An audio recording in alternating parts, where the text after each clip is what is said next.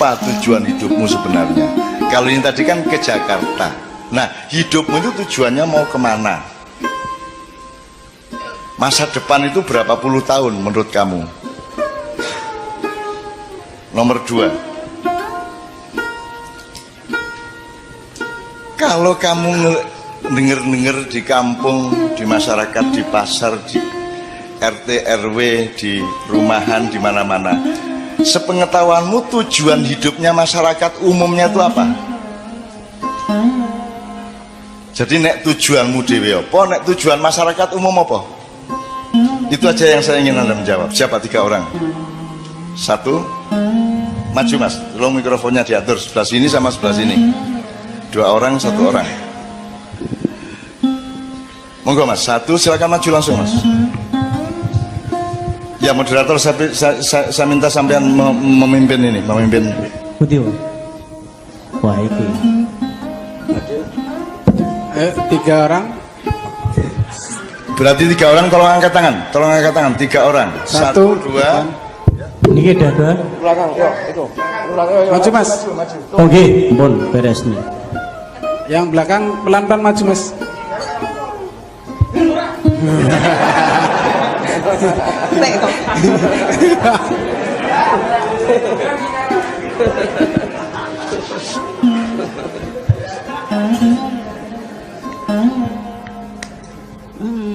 Untuk tujuan hidup saya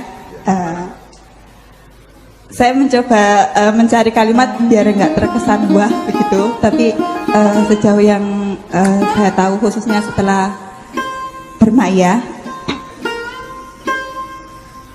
setelah yang saya dapat dari maya, iya, untuk mencari ridho Allah. Nah, proses kamu sendiri sudah ridho belum sama? Nah, itu dia pertanyaannya kan ada. Bagaimananya dan seterusnya nanti dulu. Pokoknya tujuan ini Jakartamu ya apa? Oke, ridho. Bismillah, ridho Allah. Jakartamu adalah ridho Allah, ya. Semarangmu? Semarangnya? Kan dari Semarang baru kalau ke Jakarta. Awalnya di sini. Gini ya, tadi kan sudah saya jelaskan. Supaya ke Jakarta kan semua yang kamu lakukan kan yang rasional untuk ke Jakarta, misalnya tuku tiket pesawat apa tiket bis nang Jakarta, ora malah tuku tiket nang Surabaya, kan gitu kan. Kue orang njur nggawa jaran kok tunggangi nang Jakarta mau bisa angkot, kan gitu kan. Jadi kan apa yang dilakukan seseorang tergantung tujuannya, ngerti nggak? Nah, kalau Anda tujuannya adalah ridho Allah, berarti semua yang Anda lakukan pedomannya adalah supaya Allah ridho. Apa aja, dalam rumah tangga, di pekerjaan, di tetangga, di manapun saja, selalu pedoman utamanya adalah supaya mendapat ridho Allah. Oke. Pertanyaan kedua untuk setiap orang, kalau masyarakat umum janjane sing digoleki iku apa? Nek didelok perilakune. Iya, itu.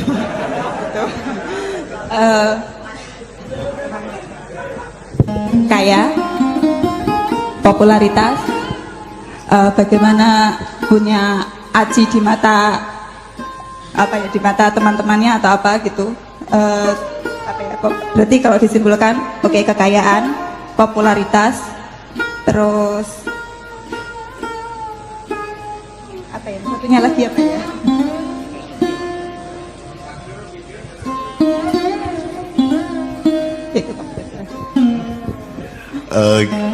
Cukup dulu Mawar. Tolong yang akurat. Jadi ridho Allah, ya. Nah, masyarakat umum itu golek apa?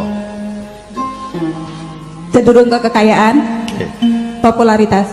Itu sudah unsur. Ini maksudku jawabnya ini.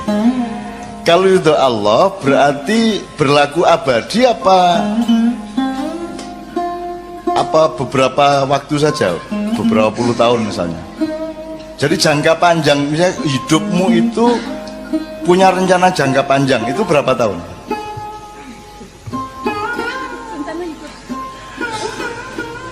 Nek dapat ridho Allah itu neng kene apa neng akhirat?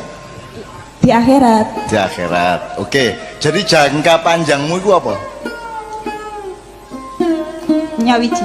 Loh, bukan. Kowe ra isine jangka panjangmu ki ning ndi? Dunya apa akhirat? Akhirat. Lah selama kowe sing dunya kan ora tau jangka panjang, kowe jangka saiki tok.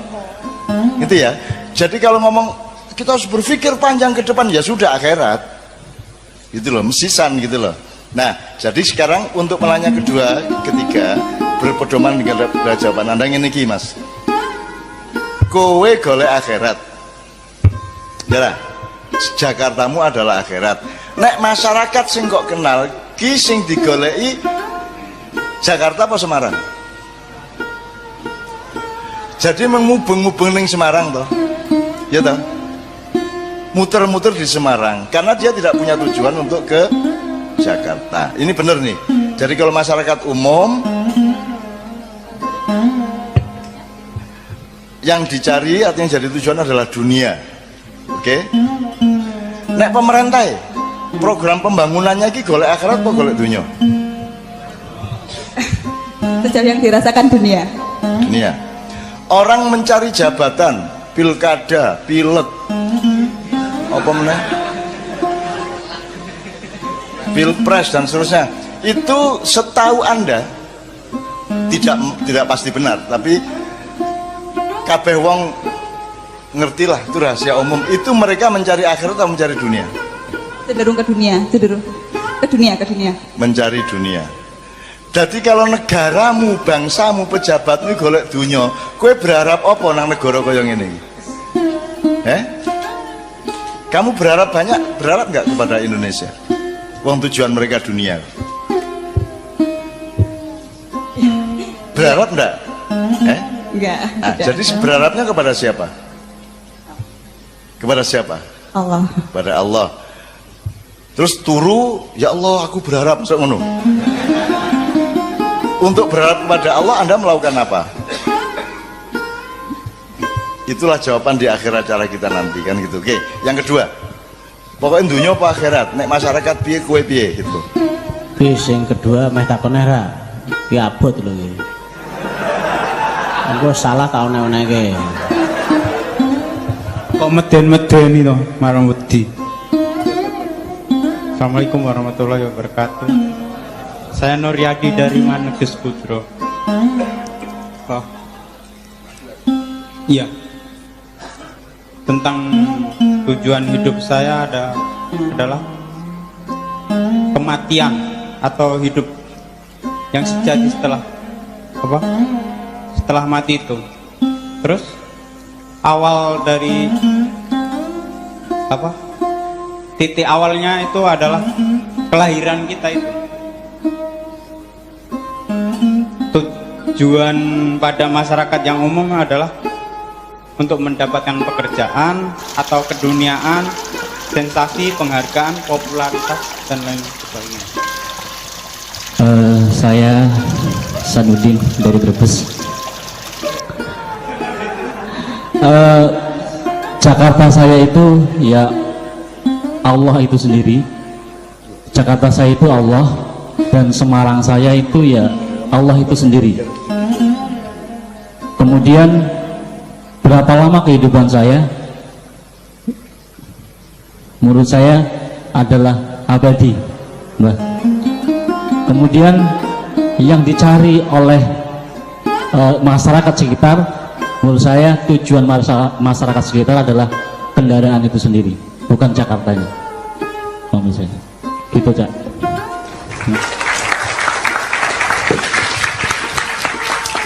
Kita ini masih 40% dari yang kita maksudkan dengan bercermin ini. Saya aku ndelok gelak ngoco to. Kowe dhewe ngoco raimu, masyarakatnya kok gawe raine ngoco kan gitu kan. Ngocone di apa? Di menimba hasil berkaca itu di dalam cermin kan itu maksudnya ya. Nah, nanti saya minta dengan sangat Pak Muzamil bisa menjelaskan sepadat mungkin 3 wacana dari Islam sehubungan dengan pertanyaan tadi. Yang pertama, wabtaghi fima atakallahu darul akhirah walatan sanasi bagaimana dunya. Ini soal primer sekunder di Semarang, di Jakarta ya. Nomor 2, wa man kana hijratu ilallah wa rasul fa hijratu ilallah wa rasul wa man kana hijratu ila dunya fa nala ma hajara ilaih. Itu 2. Yang ketiga saya tidak hafal, Pak Muzamil sedang saya minta untuk mencari karena dia adalah kitab berjalan, kitab sarungan lah. Allah mengatakan, Allah memberi rumus, Anda memberi kalkulasi. Kalau kamu mencari dunia, kamu akan mendapatkan, barang siapa mencari dunia, dia akan mendapatkan sedikit bagian dari dunia. Tapi kalau dia mencari akhirat, mencari aku, dia akan mendapatkan akhirat dan mendapatkan bagian yang banyak dari dunia. Hud, surat Hud beliau. Kalau gitu kewajiban beliau, karena beliau yang tahu. Oke, yang bab tadi sama wamangkana hijratuhu Pak Muzamil. Ini kita interupsi dengan Pak Muzamil dulu ya. Karena beliau ini tadi juga layat bareng saya ke Pak Is, kemudian alhamdulillah beliau bisa sampai ke sini. Pak, beliau juga tidak bisa sering ke sini sebagaimana saya. Saya juga tidak bisa sering ke sini. Malam ini kita manfaatkan betul karena beliau juga kemarin barusan pulang dari menjadi tamu dari KBRM. KBRM itu Kedutaan Besar Republik Madura di Arab Saudi, sehingga dia mendapat fasilitas-fasilitas yang luar biasa. Kalau hanya KBRI tidak banyak kekuasaannya, tapi kalau KBRM itu bisa nyelundup tekan Ka'bah, tekan Hajar Aswad, tekan segala macam. KBRM bisa bikinkan KTP-mu di Mekah pun bisa, asalkan itu Anda ke kantor Kedutaan Besar Republik Madura, karena Madura ini di atas dunia. Jadi dunia, Madura, malaikat, Allah. Kira-kira. Enggak, Pak Muzamil. Saya interupsi sedikit. Saya ingin mengakademiskan dikit ya. Jadi ada dua hal aja yang dijelaskan Pak Muzamil. Nanti beliau mohon ngasih tambahan mengenai aku tambahkan kebunmu tadi, yang surat Hud tadi. Jadi gini teman sekalian, aslinya kalimatnya kalau pakai tidak sastra itu wabtaghi ad-daral akhirah fima atakallah wala tansa nasibaka minad dunya, sama dengan assalamu warahmatullahi wabarakatuhu alaikum, aslinya begitu. Tapi karena pakai bahasa sastra, Allah itu maha sastrawan ya.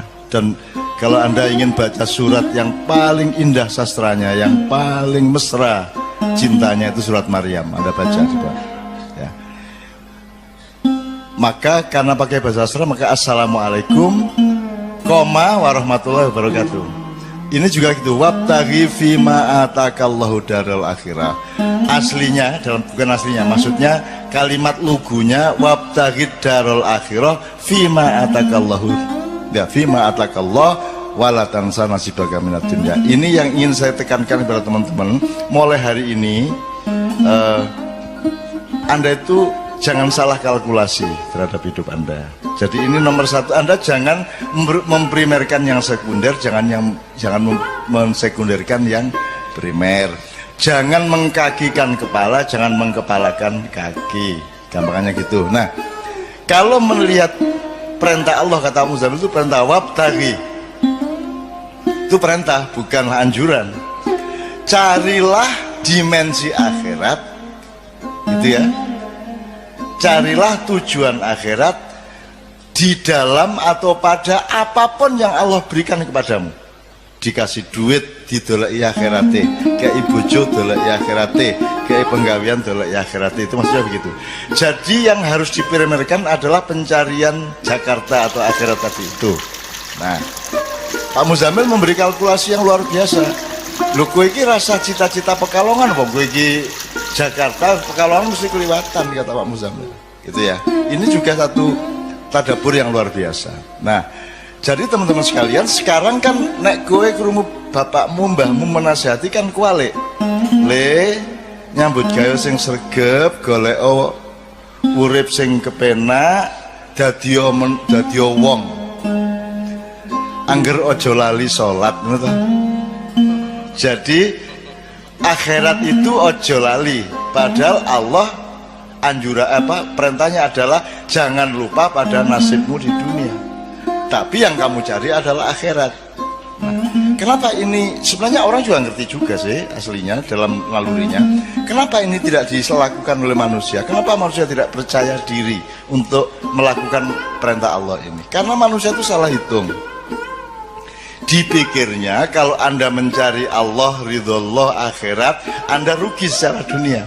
Anda mau perbandingkan dunia dan akhirat. Nek kue golek akhirat, kue rugi dunia. Nek kue golek dunia, rugi akhirat. Salahnya di situ.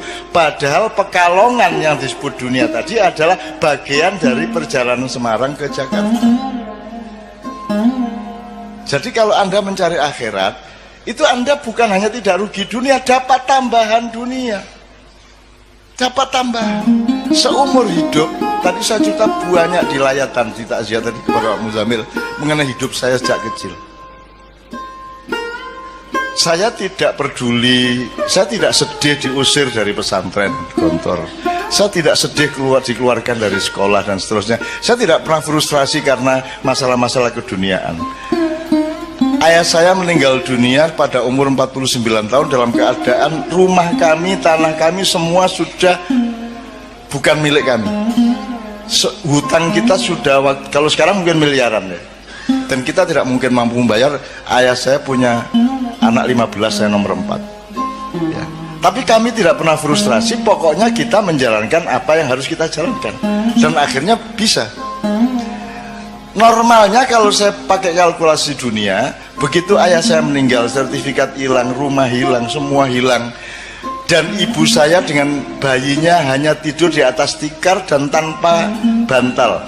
Jangankan kursi, jangankan kayu, jangankan almari, semua sudah dijual untuk makan. Tinggal tikar dan sewek. Jadi kalau berdiri seweknya tinggal gendong anak, nek turu ya seweknya tinggal bantal. Itu ibu saya. Tapi saya tidak pernah mengalami frustrasi dengan keluarga saya dalam keadaan semiskin kaya apapun. Karena miskin dan kaya itu tidak dengan kalkulasi seperti Anda menghadapi dunia. Sing ngarani ngono ki melarat sapa? Sing ngarani nek duwe mall ki sugih ki sapa? Wong kae duwe mall siji isih kepengin loro berarti melarat deh, isih kepengin meneh. Lagi niki ra duwe apa-apa malah ora pengen apa-apa. Gitu loh. Karena saya sudah cukup, semuanya sudah cukup. Jadi tolong logika dan kalkulasinya dipikirkan lagi, bercermin, menimba dari cermin tadi itu, dipikirkan lagi. Contohnya Pak Muzamil sudah mengatakan maknya, teman-teman sekalian. Coba ini redaktur maknya sebenarnya sudah mengumpulkan teman-teman penulis untuk mendata saja.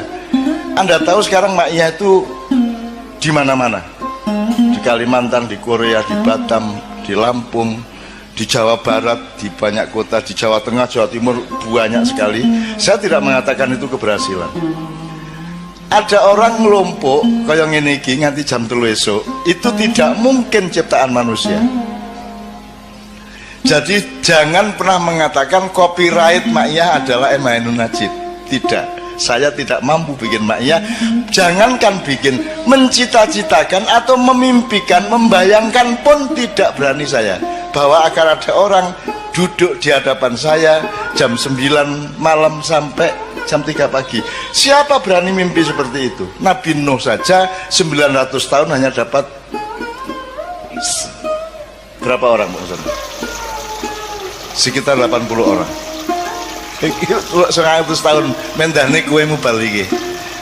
900 tahun bayangke kuwi berarti 9 tahun untuk siji.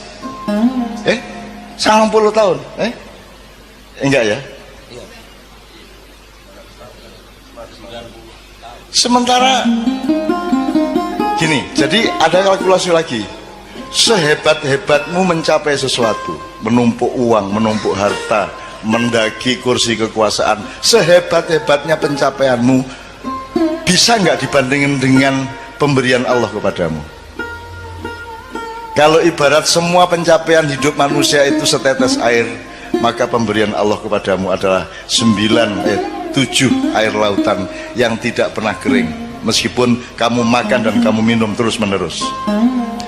Jadi sehebat-hebat apa yang bisa saya capai di dunia, sepinter apapun, sedahsyat apapun saya ini, tapi tidak bisa mencapai 1/5 0,1% dibanding yang Allah kasih kepada saya. Contohnya Ma'iyah ini. Dan ini hanya salah satu. Kita sudah mendata macam-macam yang Allah kasih kepada saya, ya. Meskipun saya tidak boleh memakannya sendirian, dan Anda memakannya beramai-ramai seluruh dunia. Aku dhewe ra wani gawe kaya ngene iki sapa? Aja meneh kok Ma'iyahan orang nganggo panggung. Ora ana wong sak donya, Mas. Acara kok langsung dep-depan ngene iki, ora ana. Tur ora ana hiasane kek opo kek ora ana. Ora ana kembang pot ning kene apa ora ana. Kita ini tidak macak, kita ini tidak berlagak. Sekarang ini kan Indonesia diisi wong sing macak gagah, macak alim, macak apik, macak merakyat, padahal tidak. Betul enggak? Macak ayu berarti ora ayu. Macak ganteng berarti ora ganteng. Macak sugih padahal berarti miskin. Dan sekarang macak-macak semua. Nah teman sekalian, Anda lihat Gambang ini berapa tahun? 18 tahun. Mau coba syafaat 19 tahun. Kenduri cinta 17 tahun. Dan lain-lain dan lain-lain. Padang bulan yang mengawali ini semua itu sudah 25 tahun. 25 tahun. Anda bisa hitung. Sekarang Anda minta tolong teman-teman IO atau akuntan, hitung biayanya. Tidak usah biaya seluruh Ma'iyahan, biaya perjalanan saya. Biaya perjalanan saya untuk Ma'iyahan selama 25 tahun ini. Bensinnya berapa, sangunya berapa, sak piturute. Pernahkah kita mikirin biaya itu? Pernahkah kita? Allah kasih semuanya. Allah memberi orang jurono udan duit ya orang. Tapi melalui cahaya yang disinarkan kepada hatimu, sehingga ada sing urun di kaca itu ono sing ben kaca nggawa karpet. Coba. Jadi karpetnya kaca itu uga banget. Iki suwe-suwe dadi agen karpet di Ma'iyah. Karena dia bersyukur. Dan kalau ini yang kelihatan mata aja luar biasa rahmat Allah, yang saya tidak mungkin mampu membuat, teman-teman sekalian, tidak mungkin. Ya. Belum lagi yang aneh-aneh. Jamaah Ma'iyah yang bukan jamaah Ma'iyah langsung itu jumlahnya mungkin 1000 kali lipat daripada jumlah jamaah Ma'iyah yang saya bisa lihat. Dan yang namanya YouTubers itu, ya Allah, kuwi ya wong Jawa, ya wong Batak, ya wong Sunda, ya wong Madura, ya Cina, ya bule, ya wong Arab, ya Sunni, ya Syiah, macam-macam, ya congklang, segala macam. Mereka jamaah Ma'iyah, termasuk kiai-kiai. Dan ada yang anak dari Semarang kalau tidak salah, Semarang apa Solo, itu Ma'iyahan ke Jombang itu naik motor sendirian, dan dia masih SMA kelas 2 beragama Katolik. Kalau Anda lihat Ma'iyahan di mana-mana banyak anak-anak kecil ikut, dan mereka tidak tahu kue kurungono cilik. Orang tahu tak? Orang tahu. Pernah kamu melihat ada Ma'iyahan pakai penjagaan keamanan? Al-Bansur wal Kokam. Tidak pernah ada. Saya hormat kepada teman-teman Banser, Kokam, Satgas PDIP dan seterusnya, tapi di Ma'iyah ini kita tidak mengancam siapapun, sehingga tidak perlu ada yang menjaga, karena kita yang akan menjaga semuanya. Dan penjagaannya tidak karena kehebatan silat Anda, penjagaannya karena Anda kesini ini untuk mencari Allah dengan hati yang penuh keikhlasan. Maka itu adalah keamanan yang seaman-amannya. Terakhir, tolong teman-teman ikut mendata, Mas. Saya itu tiap hari, ya Allah, saya tuh sampai kadang-kadang tidak berani berdoa loh. Lah kurang apa tuh Gusti Allah ngasih saya? Saya lihat orang jilbaban, aku merasa swarga kui. Karena dulu saya memperjuangkan jilbab habis-habisan. Pak Ilyas tahu lah. Bagaimana dulu tidak ada orang pakai jilbab. Sak kota belum tentu orang 5 pakai jilbab. Dan saya memperjuangkan dengan keliling puisi dan drama lautan jilbab. Kowe iso mbayangke Indonesia dadi lautan jilbab. Saiki lautan ora? Lautan jilbab. Aku biyen kok wani ya ngomong lautan. Mongko kudune jeding wae rawani aku. Siapa yang ngasih aku kata lautan itu? Dan sekarang kalau aku melihat toko-toko Anissa opo-opo kuwi buatine sugih dodol jilbab, dodol barang-barang Islam. Royal, dan saya, mereka tidak ingat bahwa saya adalah yang memperjuangkan. Royalti terbesar saya adalah karena mereka tidak tahu perjuangan saya. Itu royalti terbesar. Begitu aku merasa, "Loh, kamu kok tidak menghargai saya?" Begitu aku punya perasaan seperti itu, Allah, "Loh, kok orang kelingan aku toh?" Kan gitu. Di Jogja itu di Jalan Ahmad Dahlan itu Mas, ada deretan warung-warung oseng-oseng mercon. Jadi aslinya itu ada penjual daging yang digoreng pedes sekali di depan PP Muhammadiyah. Aku nek mangkel hatiku karo pemerintah, aku sering makan siang di situ sehingga keringetan saking pedesnya, terus tak sebut oseng-oseng mercon. Akhirnya koran-koran menulis oseng-oseng mercon. Akhirnya saiki Cino-Cino kabeh dodol oseng-oseng mercon, dan mereka tidak tahu bahwa saya yang ngasih nama dan saya yang mengumumkan warung ini tadi. Dan saya jaga jangan sampai mereka tahu.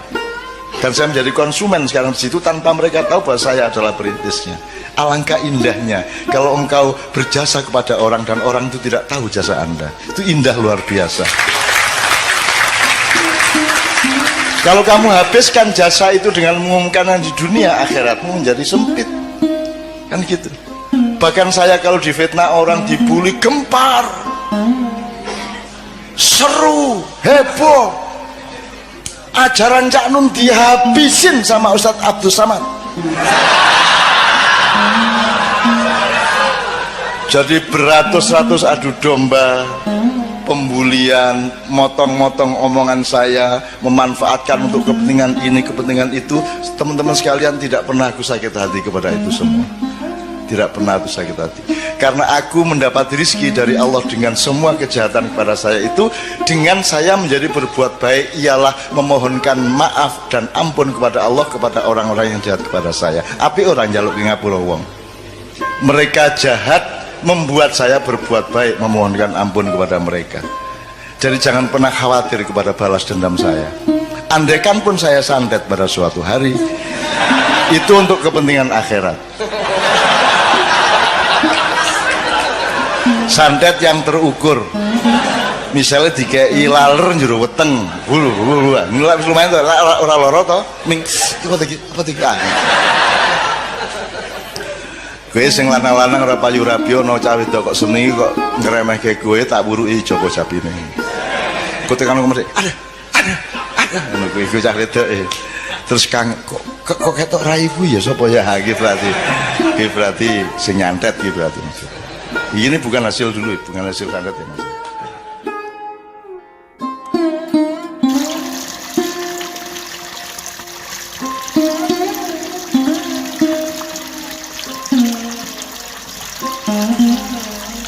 Mm-hmm.